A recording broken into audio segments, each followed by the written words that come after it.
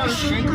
के घर तशरीफ लाते हैं, मेरे घर में भी हो जाए चरागा या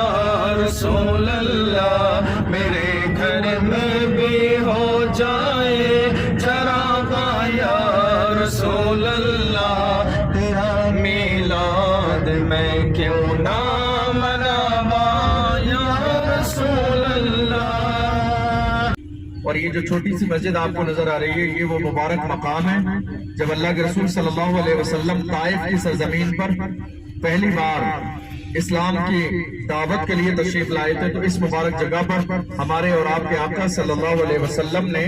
قیام فرمایا، اور اسی مبارک مناسبت کی بنیاد پر یہاں مسجد تعمیر کر دی گئی ہے جس کی ہم اور آپ زیارت کر رہے ہیں۔ انگور کا باغ تھا یہ، اللہ کے رسول صلی اللہ علیہ وسلم جس میں تشریف لائے تھے حضرت زید بن حارثہ رضی اللہ عنہ کے ساتھ، اور اسی باغ میں سے انگور کا ایک خوشہ پیش کیا گیا تھا حضور کی بارگاہ میں، اور حضرت عداس جو یہاں موجود تھے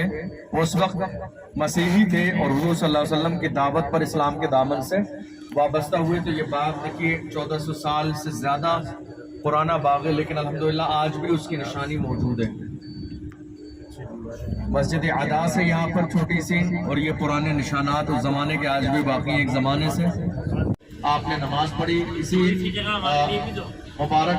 مناسبت کی وجہ سے یہاں پر چھوٹی سی مسجد تعمیر کر دی گئی ہے۔